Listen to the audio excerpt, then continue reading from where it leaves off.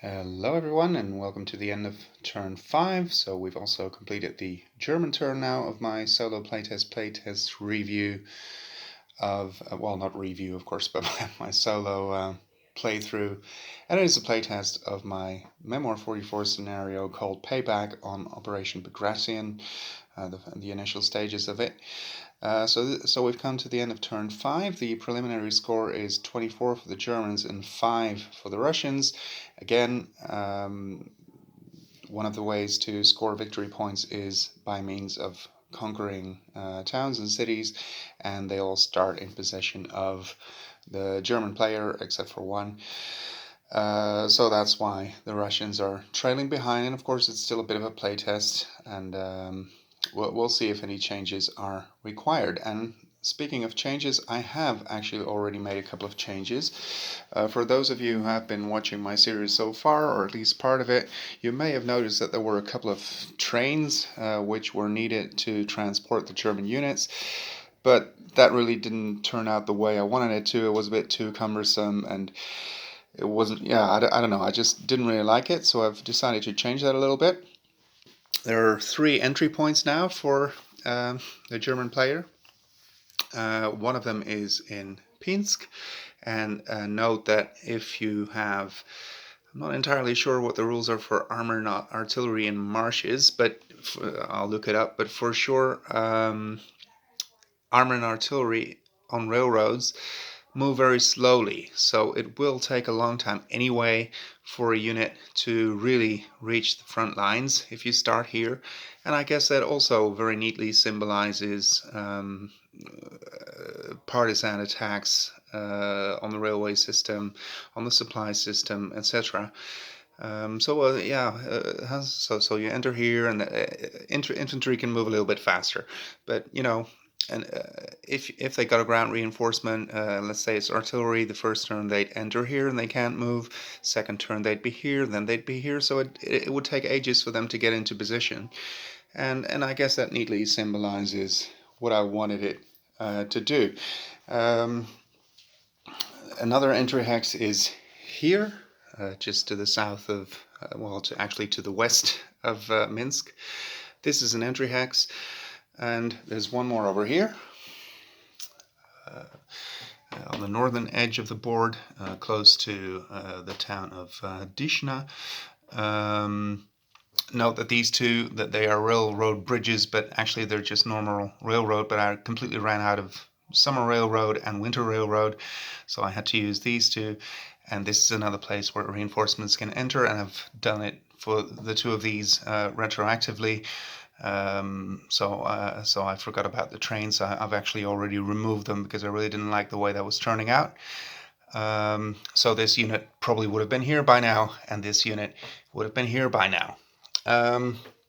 What I also decided to change, not the exit rules for the Russians. They can still exit the board anywhere off the German baseline, but for the Germans I've made it a bit more restrictive in case this die roll of below the current turn actually occurs very quickly, and you would be able to simply retreat the units off the map, which would be, well, yeah, in a way very gamey, but also not a lot of fun, because if that's too easy and the Russians can't do anything about it, yeah, that is not really how I wanted it to turn out either. So for the Germans, again, the Russians can retreat all along the German baseline, exit, I should say. For the Germans, they have to do it between these hexes, and obviously this hex is not an option, so there are 1, 2, 3, 4 hexes through which they can do so. Obviously, if they do get ground reinforcements, yeah, you can enter them one turn and exit them the next. But, as they keep losing cities, maybe that will also work against them, retreating units too easily.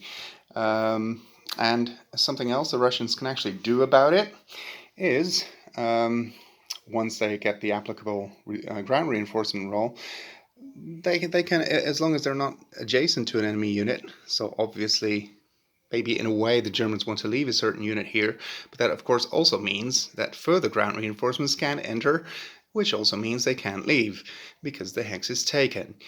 But what I was trying to say is you could put as a Russian player, a ground reinforcement unit, a partisan unit here or here. As I said, for the Germans, the countermeasure is to leave a unit there because the partisans cannot be placed directly onto the board adjacent to an enemy unit, but that means they wouldn't get any further ground reinforcements. Or, of course, they could put them here, and also, they wouldn't fire many dice, just one, or put it over here because they can actually place them in any vacant, non-adjacent to an enemy unit forest, hill, or marsh hex. So that is something they can do about it. And of course, something they can also do about it is to play barrage card, an air power card, and in this particular scenario, the Russians are also allowed to use Recon 1 cards as air power cards. So that is something they can do to prevent German units from exiting too easily. I think I like this rule more than the initial one, and the final change I've made also related to it. Partisan units can still sabotage railroad tracks, and for each railroad track they gain damage. For each damaged railroad track, and the Germans can repair it again, they gain a temporary medal. So in this case, it wouldn't be so much them hampering with the reinforcement system that the Germans have in place, at least not directly, but let's just say it's the supply chain that's being hampered, the ammunition, food, what have you, spare parts, that all of that is being hampered that way, and that is also something that the Russians can do to gain some more medals and to make the partisan fight a bit more active and visible. Okay, so now let's get to the German turn 5. What did they do? Here they played a firefight card on their right-hand side. These two units both fired on this partisan unit and actually eliminated it. The artillery fired 4 dice at the elite armor unit, but it only scored a flag. Obviously it rolled some more dice, but they weren't hits. And there must be some other unit. Yeah, this one over here, it actually, the supported infantry unit, it made it a regular infantry unit because it scored its 3rd hit, and the 3rd hit means that you lose the armor figure and the battle star. In the center of the board, they played a 2 on the right, 2 on the left, and 2 on the move.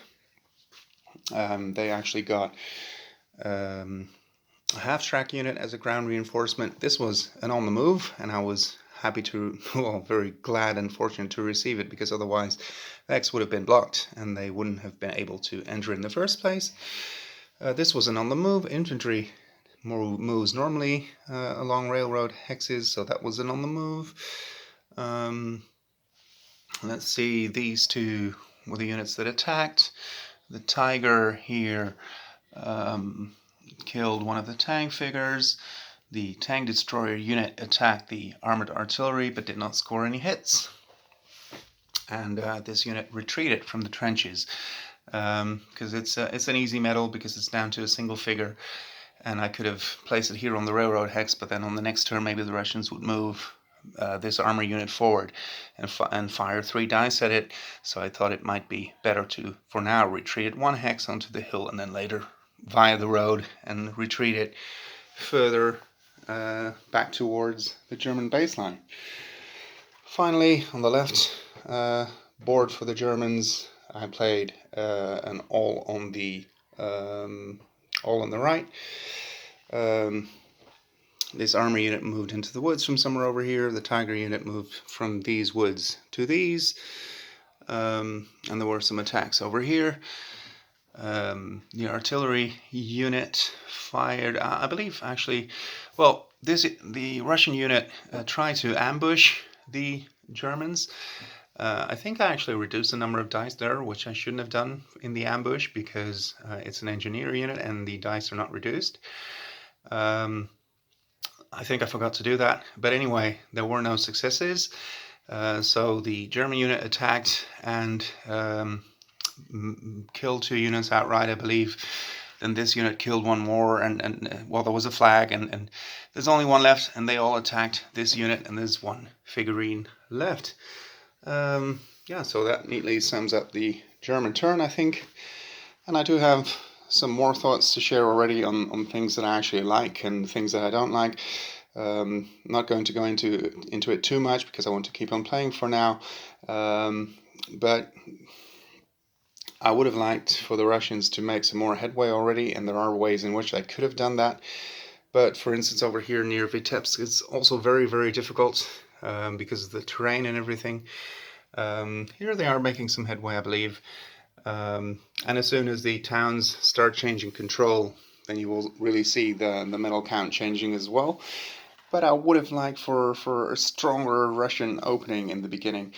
A more severe blow to the Germans that they are really able to counter quite well for the time being. So maybe that will require some further changes. Maybe we'll see some dramatic changes in the way the scenario plays. Maybe I should have done more with the partisan units. There are still things that could have been done differently. The last thing I want to do, and I mean that literally, if there is no other option, I will change maybe some of the terrain around Vitebsk to make it a little bit more accessible. Certainly haven't been playing the scenario perfectly, I believe, for either side really, but I would have liked for it to be a bit more dynamic, and I suppose it's still coming, but we'll see. There are a couple of things I do like. I really think these changes to the reinforcement system and to the trains, actually removing the trains, will be very beneficial and will make the scenario more interesting. Yeah, so we'll see how that plays out. So thank you for watching, and see you after Soviet turn 6.